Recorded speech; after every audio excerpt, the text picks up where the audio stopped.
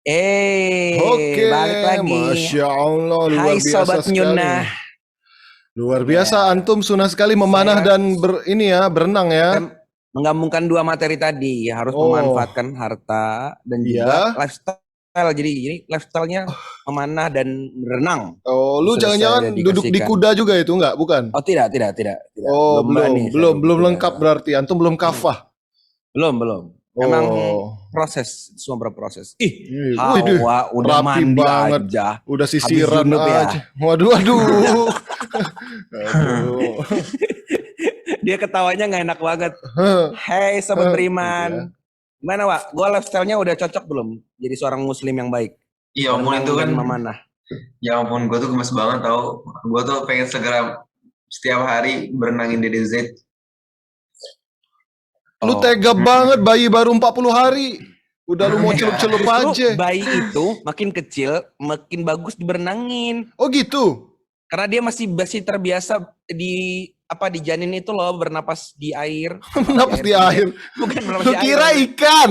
Bener. Kalau dia udah agak gedean itu udah nggak bisa ditenggelamin kayak di film-film yang dicemplungin gitu loh. Oh gitu. Karena ada tuh yang di video-video dicemplungin terus dia begini-begini. Iya. Nah itu tuh masih bayi-bayi banget. Oh, ya udah. Tapi kata Dina nggak boleh jangan sebelum 1 bulan juga, 2 bulan minimal. 2 bulan. Iya benar, 2 bulan gitu benar. Maksudnya kalau udah segede Hasan gitu udah takut banget dia sama air. Oh. Jadi jangan sampai udah kayak Hasan baru dikenalin sama air. Agak susah soalnya di Kupang mau kenalin air. Susah airnya di sini ya. Udah beli kolam. Air suhu tidak dekat ya. Oh, air sudah dekat itu kata Aqua aja. Aslinya mah enggak. Oh gitu. Iya, itu karena dia iklan aja. Oh, Masya Allah. Wah, di Kupang kemarin air semua isinya. Aduh, dark sekali sih. Astagfirullahaladzim. Bangun-bangun tidur dark sekali. Saya, itu dark joke semua itu Anda. Ya aduh, bangun-bangun langsung dark joke dia. Insya Allah. Parah. Tuh, kenapa Hawa mau kabur kemana lu? Yang senior. Lah. Merutin. Lari. Hawa Riunnya keluar rumah dia malah.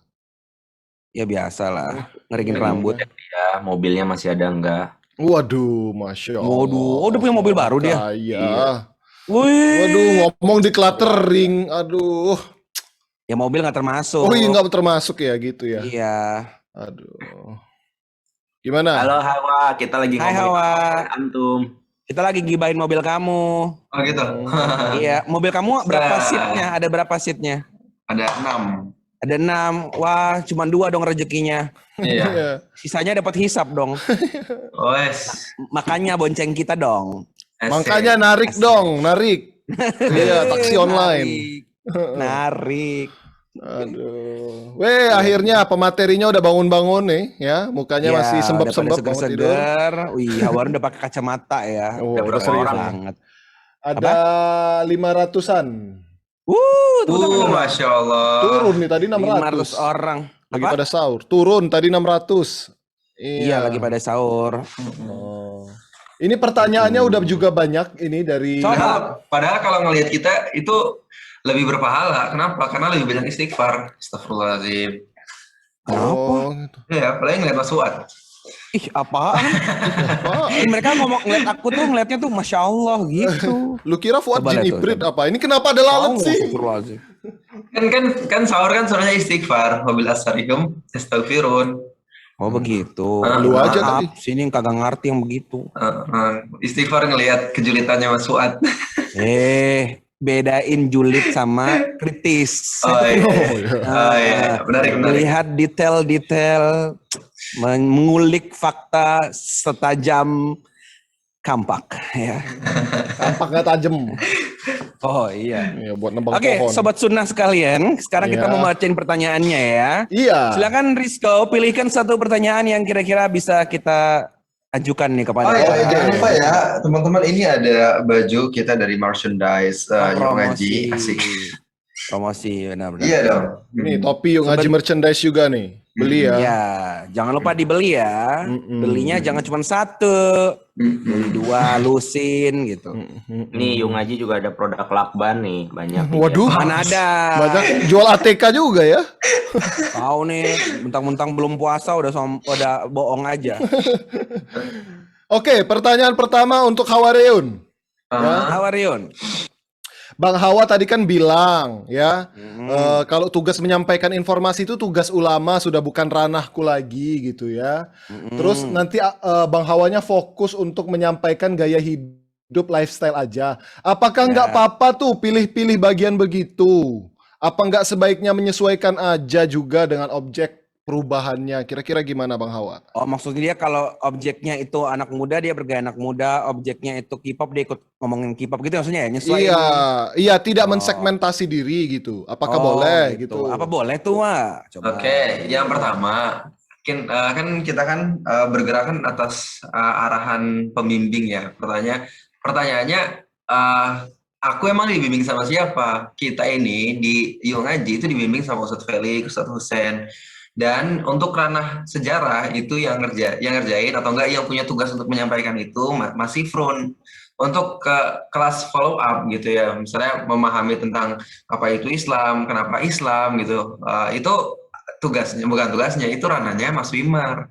Kalau untuk pengen hijrah-hijrahan itu Mas Fuad. Untuk broadcastingan itu Mas Rizko gitu. Dan aku diamanahin, udah kamu emang difokusin untuk menyampaikan lifestyle. Jadi kita tuh bergerak tuh bukan karena apa yang kita mau, tapi apa yang audiens butuhkan, dan itu bisa dilihat dari pembimbing kita, atlet kita. Jadi kita ini bergerak bukan karena begini aja, karena begini bagus.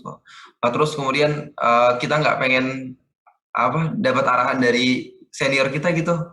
Justru itu yang nggak efektif gitu. Kan kita kan dakwah kan bukan cuma sekedar menyampaikan, kan bukan cuma sekedar sekali lagi dengan ceramah gitu, tapi dengan lifestyle itu juga termasuk menyampaikan, dan udah ada partnya masing-masing gitu. Sekarang di dakwah ini soft gitu ya, Wak ya, kita bersoft gitu ya, harus sesuai arahan bidangnya, ya. Yes. Sesuai arahan imam gitu, Nice. soft gitu berbaris.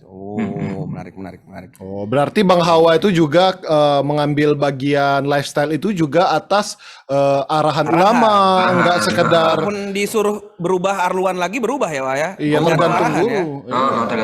Tergantung arahan. Makanya PR-nya teman-teman cari mentor, cari ustadz, cari guru ulama supaya kita bisa diarahkan gitu dong. Biar belajarnya itu terarah dan juga dakwahnya terarah. Oh begitu, menarik sekali. Ustadz Imar ada tambahan mungkin? Ya, Ngantuk itu banget tuh. membuktikan bahwa kalau kalian lihat Hawa lari-lari itu bukan karena dia suka, ya pencitraan aja. Buka rahasia dapur itu. Kamu hati-hati loh. Kalau pencitraan sih, kalau pencitraan aku nggak mungkin bisa lah di half marathon gitu ya, 21 kilo. Ya, Waduh, aku pernah nyoba. Ini aku belain, Wak. Berapa kilo, Wak? 21 kilo. Kemarin gua nyobain, gua rekam tuh, gak tau masih ada rekamannya apa enggak. Gua sebelum lari pagi gua rekam. Hawarion, ini langkah pertama gua akan ngejar lu bisa sampai 21 kilo, bla bla bla, gua ngomong tuh. Gua lari 15 menit, gua mau mampus, serius. Mau mampus asli. Nggak, gue bilang ini kok, padahal gue setting setengah jam, Wak. Ini kok alarm gak bunyi-bunyi, padahal kayaknya udah setahun gitu rasanya gue lari. Gue cek baru 15 menit. Gue jadi tahu itu tidak mungkin pencitraan. Iya, nggak mungkin. Kecuali Hawa cetak ini ya, cetak apa namanya, medali sendiri ya, itu bisa. Gitu. Apaan sih? Itu medali. Dan track record aku di dunia lari itu udah lumayan banyak, ada 8 kali. Waduh, sombong sekali. Lari dari kenyataan, dari keluarga, lari dari masalah, lari dari tanggung jawab, semuanya. Masya Allah. Banyak ya. Dan ada beberapa lari maraton yang aku tolak gitu. Waktu itu aku ditawarin sama salah satu merek sepatu namanya Asics kalau nggak salah. Iya. Ngajakin aku ke Jepang. Waduh. Ke Jepang. Cuman aku tolak, mohon maaf, ya kan. Guru saya nggak ngizinin. Kenapa nih? Kenapa ditolak? Sekali lagi guru nggak ngizinin katanya. Itu belum saatnya ke situ deh gitu. Masya Allah, bukan cewek-cewek aja yang ditolak dari dulu ya. Ternyata brand ternama aja ditolak. Brand juga ditolak. Ya. Jadi jangan bilang Hawa ini sombong, nolak-nolakin. Memang dia. Iya, ini aja sih dia. Salahin gurunya ya. Rezekinya nggak ada loh kalau ditolak-tolak itu. Wih, baru kamu rezeki ya. Soalnya kalian harus ikutin dulu kelasnya Mas Wimar, ya kan? Oh ya, itu kelas lari terus dikejar. Rezeki itu bukan cuma duit, ya. Mobil juga. Yang lari dikejar itu ya jodoh. Dia mobilnya masuk rumah tuh. Oh bukan ya? Mobil apa? Itu yang buka pintu sendiri tadi. Itu Dena itu. Denahnya Tes ngeri ya. tes suara. Keluar aman suara lu. Oh iya, Iya. aman. Iya, tadi ya menarik sekali penyampaian tentang lari. Apalagi lanjut? Ini ada pertanyaan untuk Mas Wimar ya. Jadi Oke. tadi di videonya Hawa itu bilang hidup kita tuh harus jadi dakwah itu harus jadi poros hidup kita. Ya, mau poros. Ustadz Wimar juga bilang tadi mau kaya kita dakwah, mau miskin juga kita dakwah gitu ya. Terus, nah bagaimana membagi waktunya antara dakwah dengan mencari nafkah? Soalnya ada beberapa pertanyaan begitu. Apakah bisa bekerja sambil dakwah gitu loh? Nah, coba, Ya lu Mas jualan Wimar. agama. Susu parah. Enggak dong. Ini saran yang buruk ya. Ya, jualan Al-Quran lah minimal ya. Ya bingknya gitu, jualan Quran ya. Iya. Ini saran aja. Hawariun kan jualan Quran tuh. Ya, Iya, makan di jual jualan agama. ayat Allah nih. Astagfirullahaladzim. Hawari story. Makanya beli mobil. Lanjut. Ayo, Wak lagi. Ayo, siapa yang jawab tuh? Mas Belum Wimar pada lagi. pada Mas menganggap Wimar. bahwa jawaban tadi bener nih. Bahaya nih. Tolong dibenerin. Aduh. sampai Telan lupa. dulu. Nanti keselak. Telan dulu tuh, telan. Iya. Jangan nih, Belum ditelan belum jadi rezeki tuh. Iya, kalau nggak ditelan jadi penyakit aja. Dulu tuh aku ngefans, ya bukan ngefans sih, apa ya, inspired sama kehidupannya Ustadz Felix lah awal sebelum kenal sama beliau tuh ngelihatnya tuh kayaknya enak banget gitu. Jadi depan belakang kanan kiri atas bawah itu isinya amal soleh gitu, tapi cuan gitu kan, luar biasa kan. Jadi misalkan bikin buku yuk berhijab ya, bikin bukunya dia kemudian sambil belajar juga, dia pinter juga, dijualnya jadi amal soleh juga, tapi untung. Iya. Terus bikin brand hijab Alila waktu itu, terus jadi luar biasa kan. Nah itu juga untung. Terus dia suka sejarah, nulis Muhammad Al-Fatih, tambah pinter lagi, dijual bukunya, untung juga. Giliran kayak gitu, akhirnya dia jadi kayak brandnya sejarah Turki Usmani lah di Indonesia. Akhirnya setiap tahun bisa bolak-balik ke sana. Ini katanya mau ke sana lagi. Iya. Ada nih. Mau apa? Mau itikaf di sana. Iya. Padahal baru kemarin pulang sama kita. Luar biasa. Mau balik lagi ke sana. Jadi bisa bolak-balik ke sana gratis, bahkan dibayarin, bisa lewat buku jadi, lewat ini jadi, lewat itu jadi. Aku mikir kok enak banget ya. Jadi artinya kita udah nggak lagi bedain mana sih urusan dakwah, mana sih urusan urusan ibadah nyari nafkah. Tapi walaupun saya nggak bilang kalau teman-teman punya pekerjaan yang sama sekali nggak ada hubungannya dengan agama, misalnya kalian jadi supir ojek online misalkan ya, itu juga bukan ibadah ya, itu ibadah juga. Cuma ibadahnya tidak terkorelasi langsung dengan dakwah kan gitu. Sehingga harus ada waktu lagi untuk berdakwah di luar ibadah yang namanya nyari nafkah. Nah, yang pertama mimpi aja dulu, bismillah ya Allah, kepengen banget mungkin 3 tahun lagi, 4 tahun lagi, 5 tahun lagi, itu nyampur gitu. Dimana ini bukan yang dimaksud dengan menjual agama. Menjual ayat-ayat Allah dengan harga yang murah itu artinya adalah Apa sih lu, Wak? Ini mancing doang, Wak. Lu, gue panah lu. menjual ayat-ayat Allah dengan harga yang murah itu artinya menghalalkan yang Allah haramkan dan mengharamkan yang Allah halalkan. Contoh. Nafsu kita. Lalu ngasih dalil lagi. Contoh, Ustaz. Denger tuh. Contohnya, Ustaz. Contoh ya, misal aku punya contohnya yang tidak baik untuk saya ceritakan ya. Baik kok. Baik. Tenang Kan aja. ini di jam Baik. 2 malam. Kayak di jam 2 Iya. malam. Kan masih pada Misalkan tidur ada tuh. ulama yang memfatwakan sesuatu, tapi itu bukan contoh ya. Misalkan ada yang bilang riba itu boleh gitu. Nyata-nyata kemudian ulama semua sepakat itu haram, ayat dalilnya jelas, dari zaman Rasulullah contohnya jelas, Umar bin Khattab bahkan sampai ada buku fikih ekonomi mazhab Umar bin Khattab tuh kan ada. Sampai cerita tentang baitul malnya baitul malnya Umar bin Khattab menjelaskan aplikasi riba, tapi ada ulama bilang riba itu boleh gitu. Ternyata ujung cuma cerita, cuma dia pengen jadi legitimasi orang-orang yang pengen mengerjakan riba itu agar sepertinya syar'i gitu. Lalu muncullah praktek-praktek bisnis riba yang syariah misalkan. Nah itu di setiap praktek bisnisnya itu dosa lari ke yang ngefatwain tadi. Luar biasa. Waduh. Siapa itu yang ngefatwain? Apa sih? Dong. Contoh. Siapa itu yang ngefatwain? Contoh lagi, Ustaz. Contoh lagi, Ustaz. Contoh lagi misalkan apa ya? Apa Ayo. ya? Kawin kontrak misalnya dah. Paling gampang. Iya. Iya. Iya benar. Ada yang kemudian menghalalkan kawin kontrak misalnya, atau menghalalkan apalah yang jelas-jelas Allah haram. Banyak miras dihalalkan, zina dihalalkan, banyak sekarang itu mah. Iya. Perlu aku bongkar.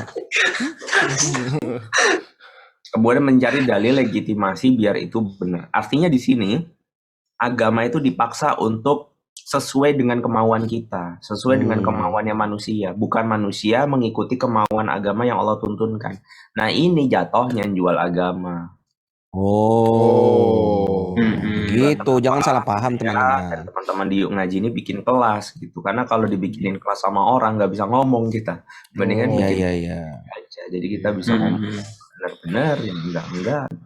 Berarti kegiatan orang berdakwah, tapi di situ juga ada yang menghasilkan, misalkan di situ juga dia ada jual buku, atau mungkin bukunya bernilai agama, atau mungkin dia mengisi seminar bernilai agama, itu bukan berarti tadi hal yang buruk ya Tat ya, karena ya memang dia emang tanpa begitu pun kehidupannya semua dakwah gitu Tat ya. Iya.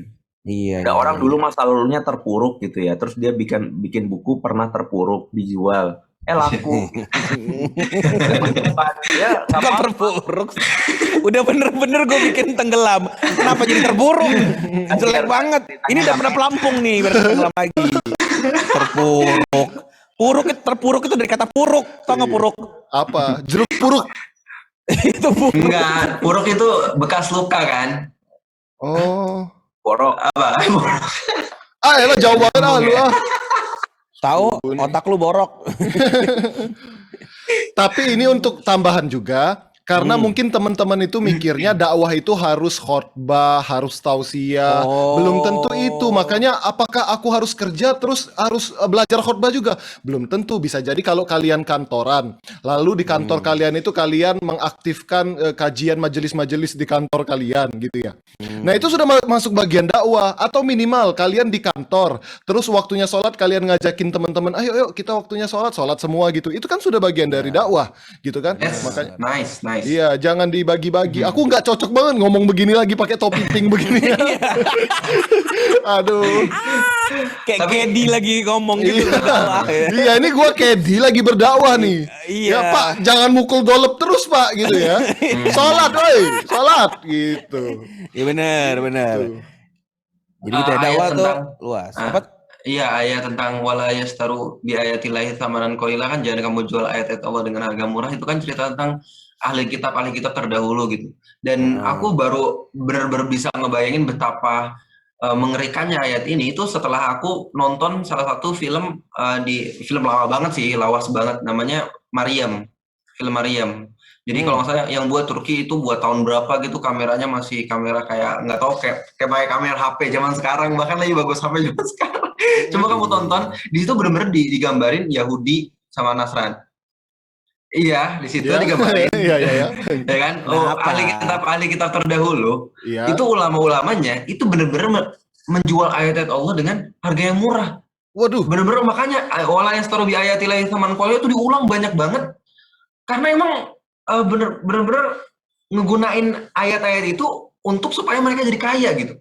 Oh, ini nyambung ke cerita yang kenapa muncul gerakan Renaissance ya. Karena mereka merasa pemimpin gereja saat itu tadi sudah ya. muak mereka. Iya benar. Coba teman-teman di YouTube ada kok misalnya cerita tentang Maryam gitu. Kalau nggak salah episode sedikit kok, cuma 1 sampai 12 kalau nggak salah. Oh, Dan series Korea ya. biasa tuh. Dan ya sekali-kali kan nontonnya kayak gitu kan. Oh iya. Terus teman-teman juga bisa lihat di mana kisah Yusuf. Kalau Yusuf panjang sih, bisa sampai 30 episode kayak Umar gitu. Oh. Apalagi di waktu kayak gini kan, karena kan kita harus berbanyak berzikir ya kalau misalnya bulan Ramadan ini, mengingat Allah. Dan kata zikir kan itu nggak harus Subhanallah. Tapi apapun yang kita lakukan dan itu bisa membuat kita mengingat Allah Subhanahu Wa Taala, itu zikir gitu. Nah, salah satunya kalau misalnya kita pengen tadabur sambil tahu sejarah, ya tonton video sejarah Yusuf, sejarah Ashabul Kahfi juga ada di YouTube loh, beneran. Ashabul Kahfi, kisah Khalid, Umar bin Khattab ada 2 versi malah. Yang terbaru yang sekarang kan. Yang kisah Omar itu ya. Rasul. Coba lihat di film Maryam itu tentang kelakuan ahli kitab yang betapa menjijikannya dengan betapa sadisnya mereka tuh benar-benar menjual ayat-ayat Allah untuk kepentingan mereka sendiri. Ngeri gitu. Di apapun yang Gitu. penting ingat Allah gitu ya. Ngelus-ngelus ular kobra gitu kan juga bisa. Iya, kalau Tapi kepatok kalau mati Cobra nih ya. sih, ya nggak ada urusan Ingat aja Allah gitu. langsung. Tapi kan, tapi itu untuk si Panji ya. Kalau Anda nggak usah nyari-nyari, nyari mati Anda itu berarti. Itu nanti matinya hitungannya bunuh diri ya. Kan Allah udah bilang juga sanurihim ayatina fil afaq ya kan wa fi anfusihim hatta yatabayyana anna lahumul haq. Allah udah naruh semua ayat-ayatnya di afaq di seluruh penjuru dunia, bahkan di diri kamu sendiri gitu. Kalau kamu nyari dan mau ngingat ada kebesaran Allah pasti dapat di situ. Dan Allah juga nyuruh kita untuk selalu ngingat berdiri, duduk, berbaring gitu kan. Alladzina yadhkurunallaha qiyaman wa qu'udan wa 'ala junubihim. Ya, jadi kalau aku bakal pernah tanya, dulu kan aku kan ngafal nih. Dulu aku di Pondok Tafis, aku tanya ke Ustadku, Ustadz, kalau kita misalnya murojaah di kamar mandi gimana, boleh nggak, Ustadz? Boleh. Asal nggak bersuara dalam hati. Murojaah dalam hati. Bahkan ulama-ulama terdahulu itu saking hirsun alal waqt gitu ya, maksudnya benar-benar menjaga waktu gitu ya. Dia nyuruh adiknya, saudaranya itu suruh bacain kitab di luar kamar mandinya supaya dia bisa dengar bacaan kitab itu di kamar mandi. Luar biasa ya. Oh, benar-benar memanfaatkan waktu ya. Wow. Jadi ya apapun sebenarnya ada kita bisa ingat Allah di situ. Asal kita mau berpikir. Ya. Siap. Ini Gitu teman-teman ya. udah pada protes diminta linknya. Lu carilah. Udah ada di grup yang bagi tuh. Ya, lu urus lah itu. Mau palsu, mau bener, mau Iya. bajakan lu atur lah ya, tanggung jawab sendiri. Jadi intinya dari pertanyaan itu, apapun pekerjaannya, kalian bisa menyelipkan dakwah di situ. Nggak harus jadi Yes. ustadz dulu tuh, nggak harus tausiah khotbah dulu tuh. Gitu ya. Karena nanti Tagline-nya yuk ngajikan share happiness wa amma bi ni'mati rabbika fahaddits. Kita itu cuma ingin membagikan nikmat yang Allah berikan pada kita, yang terbesar itu Islam gitu. Jadi bisa dalam bentuk apapun, yang penting jujur aja, jangan dibuat-buat, karena ya kan Allah benci sama orang yang ngomong tapi nggak jalanin apa yang dia katakan. Nah itu wanti-wantinya. Dan kita harus selalu ingat ketika kita misalnya mensiarkan share happiness kita, share keislaman kita ke orang di sekitar kita, Allah bakal nolong kita, karena itu janji Allah kan. Yang surkum wa tsabit aqdamakum. Kalau kamu nolong agama Allah bakal nolong kamu, bahkan meneguhkan kaki kamu gitu. Maksudnya ya diberi kelapangan, diberi ketenangan kayak gitu. Kayak gitu teman-teman. Jadi share your happiness. Share your happiness. Makanya nonton lagi di episode 1 ya. Balik lagi kita ke episode 1. Oke, pertanyaan selanjutnya. Disco. Buat Mas Wimar nih. Misal ya. Ini kan tadi ngomongin pekerjaan, ngomongin rezeki. Ada teman-teman yang di sini mungkin yang pekerjaannya itu masih di ranah ribawi ataupun di tempat-tempat yang haram gitu ya. Tapi karena ya itu tadi, ini kan masalah rezeki ini rada-rada sensitif dan susah ditinggalkan gitu ya. Akhirnya mereka mengambil keputusan, ya udahlah sebagian dari penghasilanku tak sedekahkan aja lah untuk mensucikan sebagiannya lagi atau gitu loh. Pernah dengar sih kayak gitu. Nah iya, ini gimana nih kira-kira gitu. Ya. Itu dulu pernah juga ada temanku, gue tanyain, dia cerita orang-orang yang ngerjain project-project kayak jalan raya segala macam gitu, itu sering ya biasalah, suap segini, KKN, tebelnya diproduksi segini, makanya cepet rusak tuh jalan ya. Nah itu katanya supaya duitnya itu berkah. Zolim banget tuh Mas. Hah? Ya. Zolim banget. Memang. Zolim apa? Lu gue jelasin semua kezolimannya. Memang itu rahasia umum Hawa. Semuanya. Oh, rahasia umum. Gue jelasin semuanya, gue yang habis. Oh gitu ya. Ya oke lanjut. Semuanya gitu. Nah jadi kemudian gue tanya, bilang, terus gimana caranya? Dibilang nanti duitnya itu sebagian dipakai buat bangun masjid, begitu. Iya. Apa lu iya doang? Iya. Aku baru seneng nonton itu kalau maghrib kan ada Abdur itu loh. Stand up comedian yang bikin sarah kecil-kecilan dari hadis-hadis Rasulullah itu. Itu setiap hari itu ada tuh. Siapa namanya sih? Abdur siapa tuh? Abdur. Ya, Abdur namanya Abdur. Abdur Arsyad apa Rasyad? Nanti tonton aja tuh yang terakhir bagus tuh, tentang bersedekah dengan uang haram. Hukum bersedekah dengan uang haram. Ya intinya nggak jadi apa-apa. Yang pertama itu dosanya pas dapetin uang haram dapet, pas sedekah nggak ada pahalanya. Ya udah nikmatin aja gitu. Nah itu yang kemudian Allah katakan di dalam Al-Quran orang-orang yang selalu berada di tepian dalam urusan syariat gitu. Wa minan nasi aya'budullaha ala harf gitu. Jadi orang-orang itu dia selalu berada di atas tepian dalam memilih syariat. Kalau enak dia ambil, kalau nggak enak dia tolak. Kata Allah apa khosyirat dunia wal akhirah. Orang ini di dunia akan rugi, di akhirat juga akan rugi. Jadi dua-duanya rugi, di dunia nggak tenang, di akhirat tenang. Nah terus gimana keluar dari pola pikir kayak gini? Coba perhatikan kalimat sederhana saya berikut aja nih. Allah tuh masih ngasih kalian makan di saat kalian punya rezeki yang haram. Bahkan lewat keharuman yang bisa dikatakan paling besar setelah syirik. Ini pendapatnya Ibnu Taimiyah terkait riba. Jadi Ibnu Taimiyah itu mengatakan dosa yang paling besar setelah syirik itu riba.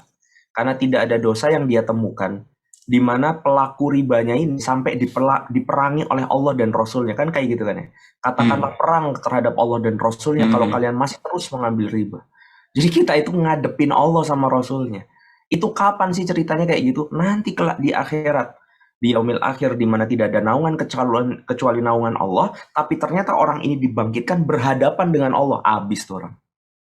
Gitu makanya gimana ya? Sebuah alam gaib yang akan terjadi selama-lamanya, kita dibangkitkan seremnya minta ampun. Kok kita ternyata ada di posisi berhadapan dengan Allah, bukan ada di posisi yang sama dengan Allah. Itu kan stresnya minta ampun. Nah, itu yang pertama. Karena ini ngomongnya riba nih. Beda cerita kalau misalkan teman-teman ya tipis-tipis lah misalnya ya. Contohnya kayak, aduh aku punya usaha tapi gimana nih kalau misalkan usaha ini mau jalan aku harus sogok sana, sogok sini atau apapun. Nah, itu dosa juga. Tapi karena yang dimention riba, saya cuma mau bilang udah keluar aja. Uang kalian makan riba saja, Allah masih kasih makan. Apalagi kalian keluar daripada riba, masa Allah nggak pikirin? Gitu aja mikirnya.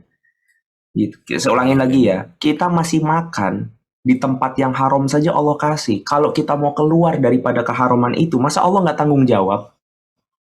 Coba dong logika, di mana Ar-Rahmannya Allah, Ar-Rahimnya Allah, Al-Fattahnya Allah, dia membuka semua jalan, Ar-Razzaqnya Allah.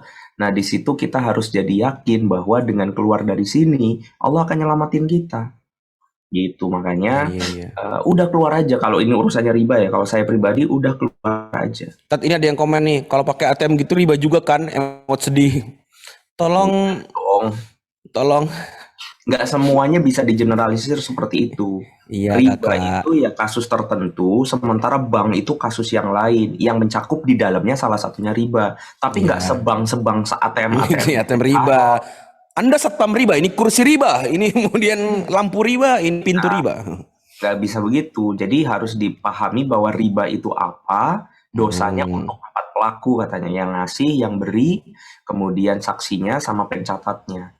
Nah, di luar daripada cerita riba, apapun produk bank jadi boleh. Contohnya, buka rekening boleh nggak? Boleh. Yang nggak boleh bunganya. Makanya jangan buka rekening berbunga. Terus misalkan tarik tunai boleh nggak? Boleh. Debit kalau belanja boleh nggak? Boleh. Gitu. Transfer boleh nggak? Mobile banking boleh nggak? Boleh. Gitu. Jadi kemudahan-kemudahan itu bisa dipakai. Kita pentingnya belajar ya, Tat ya. Belajar ilmu ekonomi Islam biar tahu nggak semua jadi haram gitu kan ya. Jadi ngerti batasnya. Makanya ikut kelas broadcasting.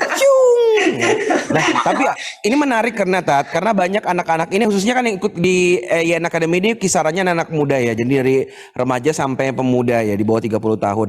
Itu banyak yang kemarin bingung juga orang tuanya karena habis ngerji tentang riba, pulang-pulang tanda kutip ya, punten nyakitin hati orang tua gitu loh. Sedih juga. Maksudnya gini, beda antara hukum yang harus kita ketahui dengan cara kita mendakwakan itu ke orang. Ini kan teman-teman nanya soal riba ya, Ustaz Wimar jelasin nih, inilah riba faktanya. Tapi nggak mentang-mentang gitu terus pulang ke rumah, ini kejadian sedih banget. Ayahnya bawain hadiah, nggak disentuh, nggak dimakan, nggak diapa, katanya itu hasil uang haram dan seterusnya. Itu kayak ngerti gak sih, kayak sedih banget. Dan dia ngerasa ya tadi ya anak gua ngaji kemana sih, kenapa jadi begini, padahal ya tadi bedakan dengan menyampaikan cara dakwah, uslub menarik hati orang tua untuk kita dakwahin dengan hukum aslinya seperti apa. Itu juga harus ada caranya, tipsnya.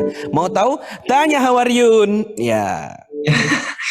Makanya ikut kelas ada beda antara ilmu sama Hawa musiknya mengganggu. Bukan Siapa sih yang aku. putar musik? Mas Wimar. Aku. Ngapain? Ya, biar seru aja gitu kan, lagi ngepick tadi kamu tuh lagi ngomong tentang ini. Aku Nggak bisa. Itu kan Zoom 2. Tuh Hawa nge-freeze aja senyum begitu loh, estetik dia. Iya, estetik nge-freeze-nya. Serius Wah. lo nge-freeze-nya? Aduh. Iya, nge-freeze kamu tuh kayak iklan apa Listerine gitu lah. Aduh. Coba gue gini apa tuh nge-freeze. Gitu.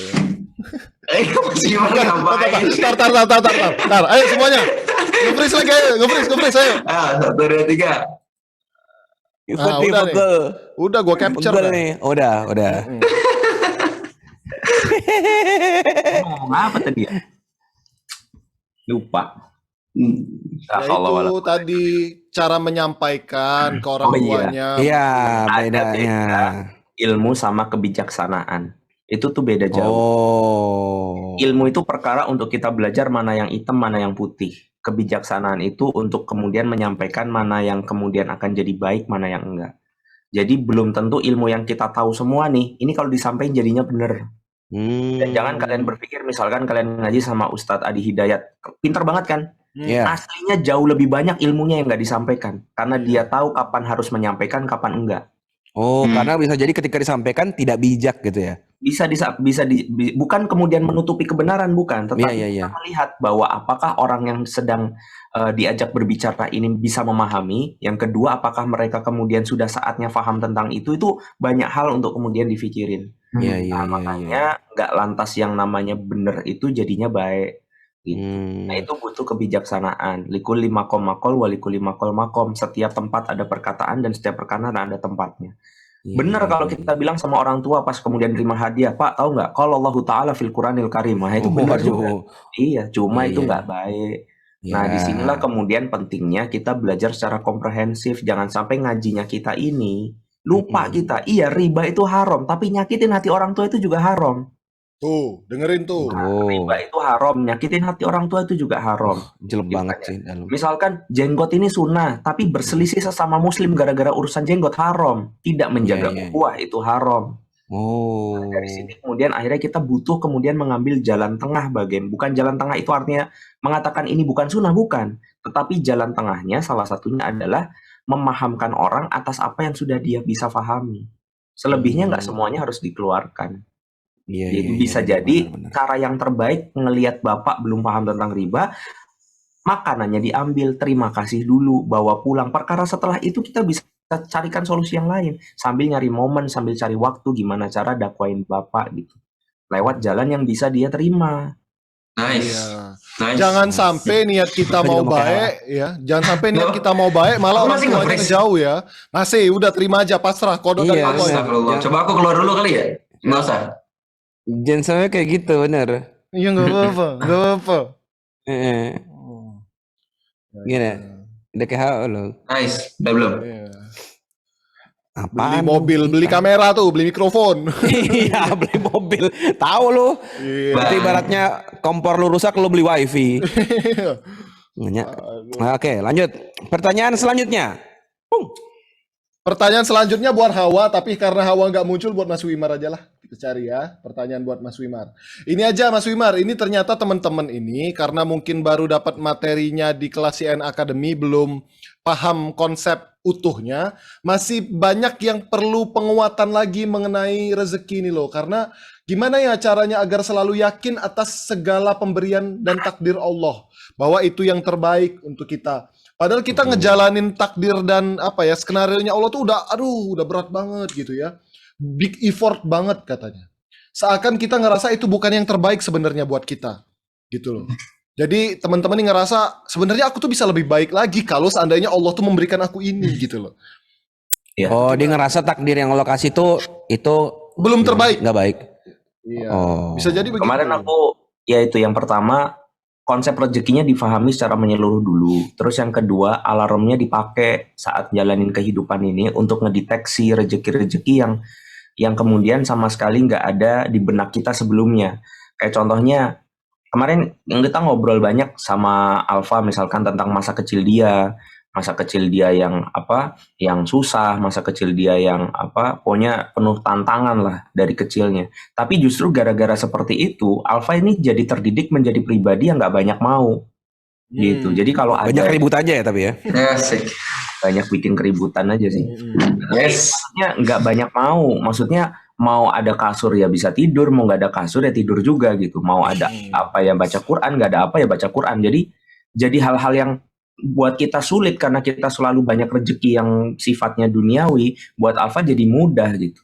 Nah itu kan rezeki namanya. Jadi rezeki dalam kesederhanaan, rezeki dalam ketidakadaan itu juga rezeki. Nah jadi kita harus kemudian alarm nih nyala gitu. Dapat Itu pada sesuatu. nanya lagi Alfa tuh siapa? Hawareon. Itu Alfamart. Ini lagi ngomongin ini pendiri Alfamart sama Indomaret biar lu tahu. Makanya dia bisa kapitalis sukses ya. bikin cabang di mana-mana. Itu gara-gara dulu masa kecilnya susah. Iya, aku kapitalis ya, luar biasa. Iya, nggak ngerti kan lu? Ini kalau ngomongin Alfa tapi nggak Alfa juga ya, Rizko juga, Fuad juga. Saya mah kecilnya susah, Tat. Perjuangan saya. Sampai sekarang kan. Hawa jual plastik, saya jual semua harta bapak saya jualin. Iya. Nah, ngomongin jual harta orang tua. Kayak gitu. Kok jadi kesana sih? Ada pertanyaan. Oh itu. Kenapa Ji? Jangan-jangan kita dulu satu ini ya. Iya. Satu grup dulu. Ada yang nanya begini untuk Bang Hawa nih, gitu ya. Dia terinspirasi untuk ikut decluttering begitu. Cuma masih enggak, dia masih tinggal sama orang tua. Dia mau sedekahin barang-barang orang tuanya. Orang tuanya marah. Bagaimana itu Bang? Ya iyalah, punya mamamu masa kau jualin?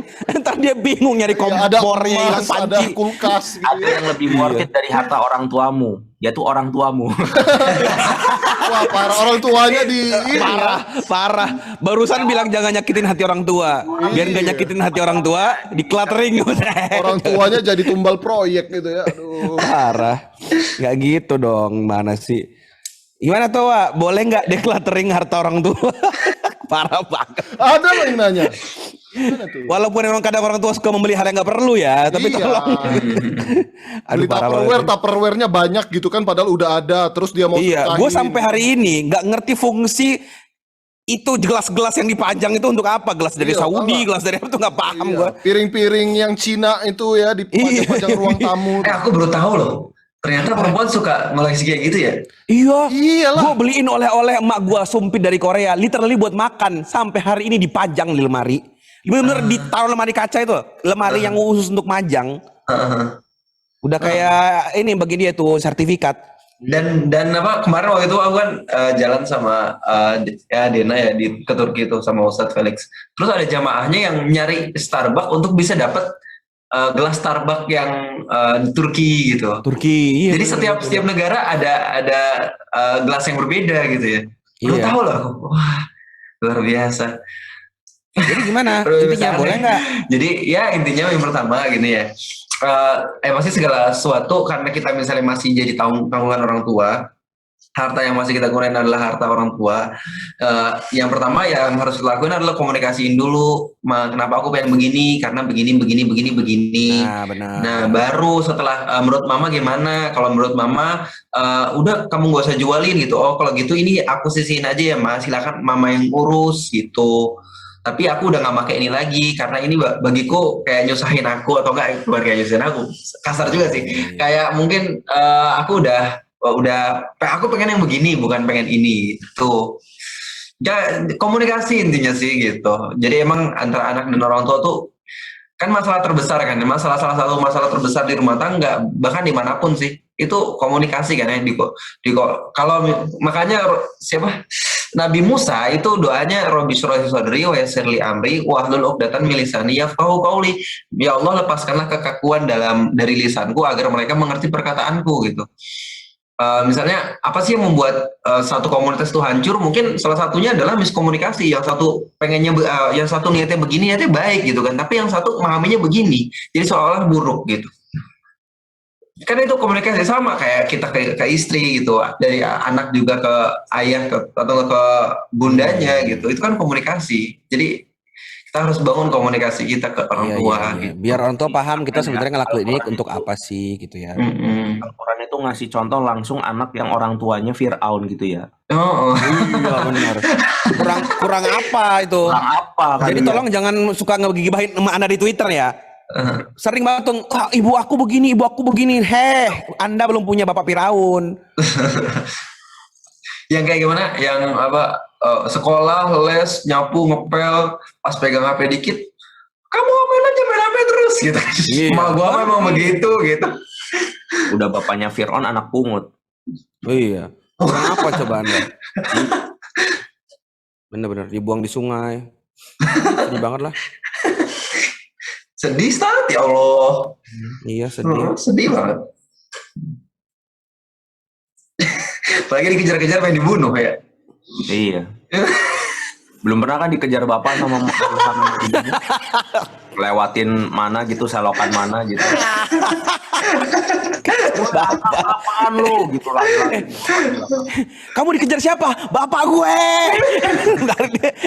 Orang bingung. Ini kenapa dia dikejar bapaknya sendiri? Aku ngebayangin lewat solokan Iya. tuh makanya kebelah. Iya dua. Enggak, jadi warga yang kumpul bingung mau ngebantu, bilang nggak usah, masalah keluarga lah itu, udah nggak usah dibahas, itu urusan keluarga mereka. Yang dikejar ke bapaknya sendiri. Aduh, mau bantuin juga susah ya urusannya itu. Oke, pertanyaan selanjutnya. Terakhir nih udah mau jam 4 ya. Oh iya, Buat bener. Hawa kalau mau memulai gaya hidup minimalis kayak antum itu mulainya dari mana dulu? Oke, ya pertama sih sebenarnya apa yang kita usung itu sebenarnya bukan minimalis teman-teman. Yang kita usung adalah pemikiran Islam sebenarnya. Cuman kita tanda kutip menunggangi isu-isu minimalis supaya mungkin lebih diterima sama orang-orang milenial zaman sekarang. Karena kan isu minimalis kan baru naik akhir-akhir ini kan. Karena yang pengen kita usung sebenarnya sifat zuhudnya gitu kan. Zuhud itu adalah sifat supaya kita tuh nggak kita tuh nggak dunia itu bukan di hati kita tapi di tangan kita gitu. Merasa Bukannya cukup ya. nilai-nilai Dan- minimalis itu yang menunggangi Islam. Iya sih sebenarnya begitu. Kenapa harus Anda persulit sih? Udah bener aja. Enggak, Maksudnya trennya kalau ya, Islam itu kayak kepengen banget kayak minimalis, padahal nilai-nilai yang ada di minimalis minimalis itu udah betul. diterapkan Rasulullah dari zaman Nice. kita tahu. Iya, iya. Dulu Firaun minimalis ya, makanya dia hancurkan semua laki-laki. Decluttering bayi-bayi. Ya enggak kan kalau mungkin di Islam kan zuhud itu kan kalau di anak milenial zuhud itu kayak bete gitu kan, kayak kumuh lusuh gitu kan. Padahal lebih dari itu gitu.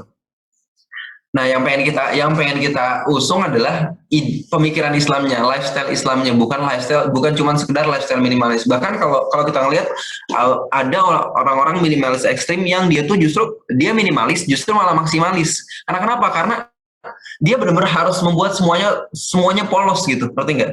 Jadi malah ribet sendiri ya. Dari malah ribet sendiri, kemudian beli ada piring yang itu bisa dipakai tapi dia ngelihat kayaknya ini nggak cocok deh karena ini nggak polos, nggak sesuai dengan tembok kita gitu, akhirnya dijual atau nggak dibuang gitu, terus beli yang baru lagi. Sofanya kayaknya kurang polos deh gitu kan, jadi kita nggak ganti lagi, jadi kayak memaksakan diri untuk minimalis padahal itu dia maksimalis gitu.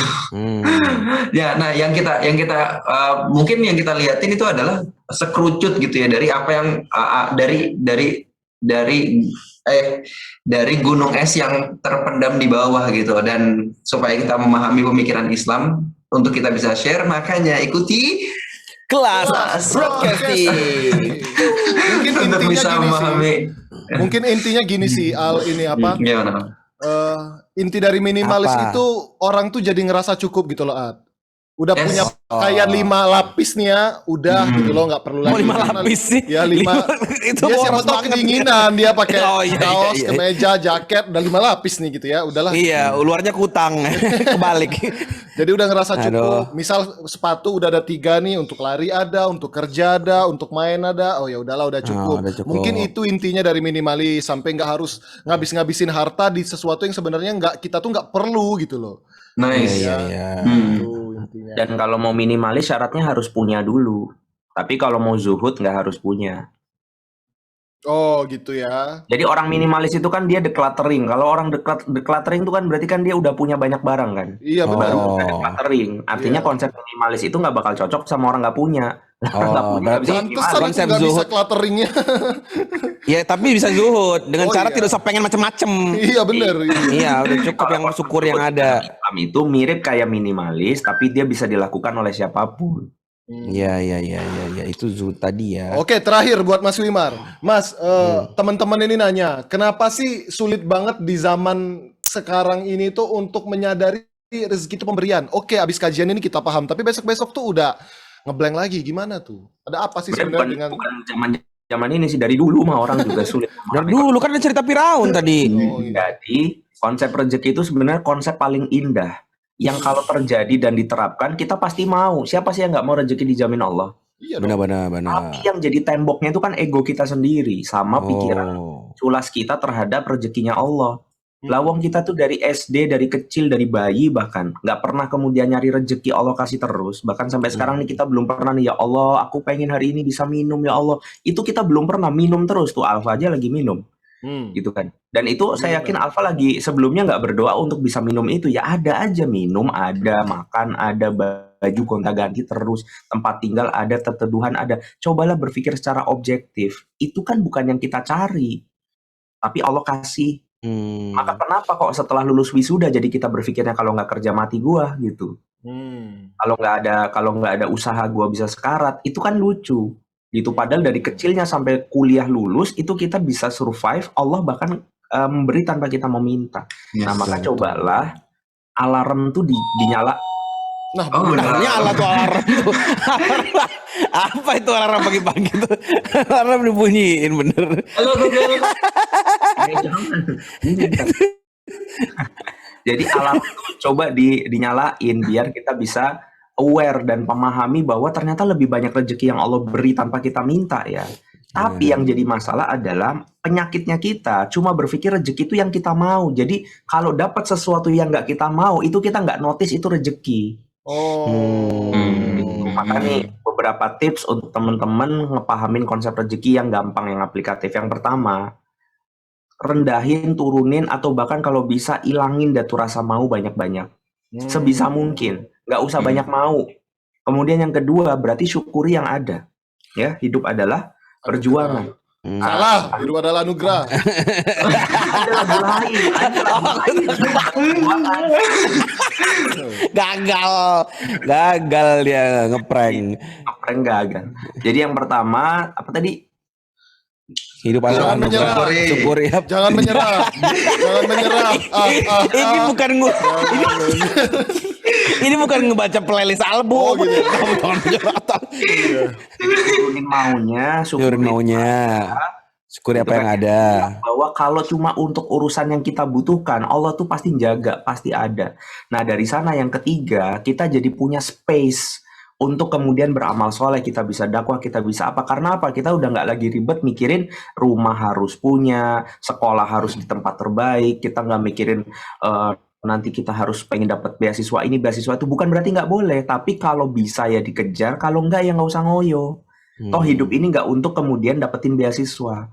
Hidup nggak kemudian untuk dapetin gelar. Nggak ada gelar juga bisa hidup. Kita Iya, saya tanya jasa di mana? Gue baru kepikiran gue. Mana jasa gue?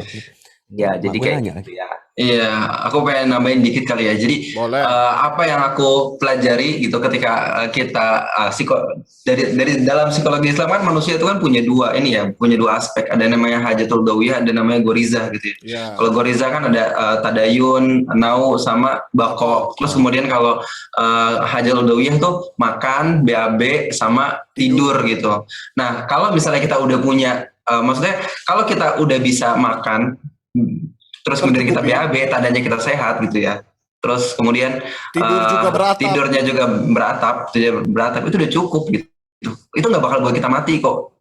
Jadi kalau kita misalnya, aduh gua nggak punya mobil, nggak punya mobil nggak bakal buat kita mati. Aduh gua nggak punya rumah nggak bakal buat kita mati kok. Aduh aku nggak punya cinta. Ada masalah. Aku nggak punya cinta. Kan ada Allah. Iya nggak? Kan ada. Oh iya ada Allah. Asik. Tapi aku nggak punya kamu. Aku sesimpel itu aku sesimpel itu kalau misalnya ada satu harapan yang atau enggak satu keinginan aku yang enggak kecapai gitu. Emang enggak bakal buat gue mati kok gitu. Misalnya aku nggak lulus nih gitu. Gue nggak mati. Gitu. Gue masih bisa makan. Sesimpel itu. Jadi ketika kita udah merasa cukup dengan apa yang Rasulullah standarin, insya Allah udah banyak hal yang selesai gitu. Oke, berarti intinya kelola hati kita, ego kita sendiri gitu ya. Sebenarnya yang membatasi itu ya diri kita sendiri. Allah sudah kasih cukup rezekinya, cuma kita aja yang kurang bersyukur. Iya. Pengennya ini Sambil menunggu punya uang untuk dikelola, Anda kelola ego Anda ya. Iya, kelola hati Anda yang benar ya. Ada standar rezekinya Rasulullah.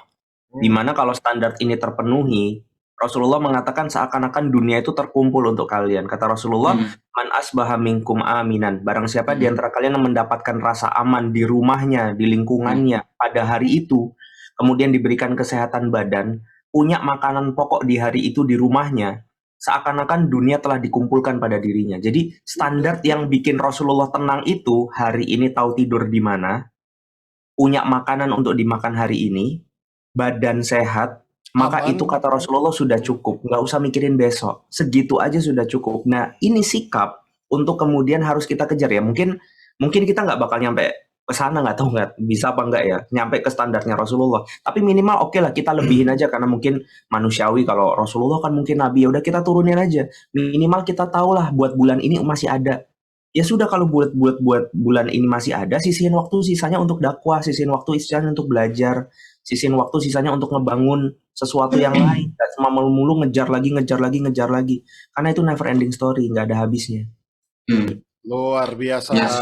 Biasa. Kita tantemin dalam diri kita biar hidup kita nggak kepenjara sama pikiran kita sendiri. Oke.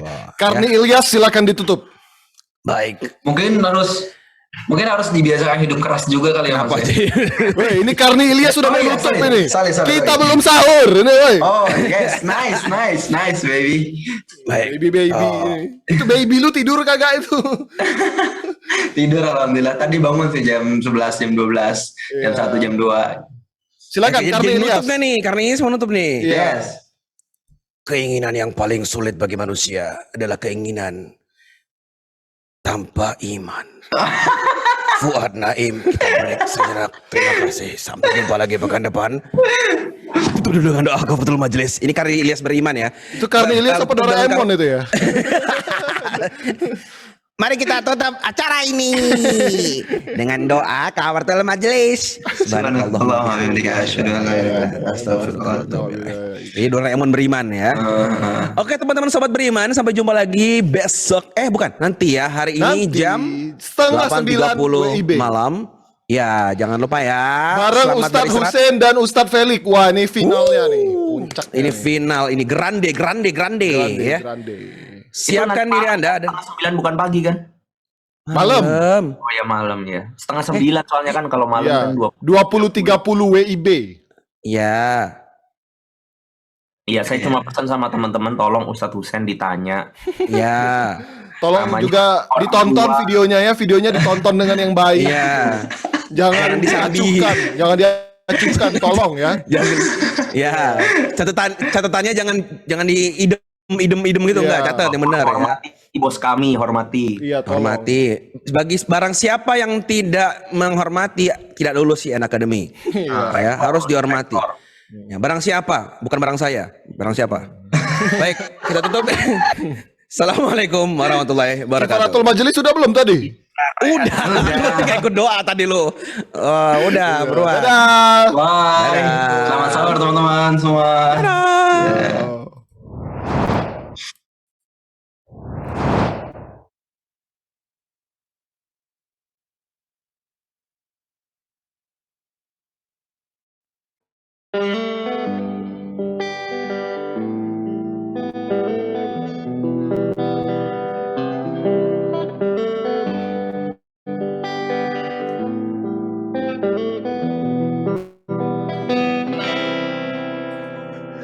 Salah pencet.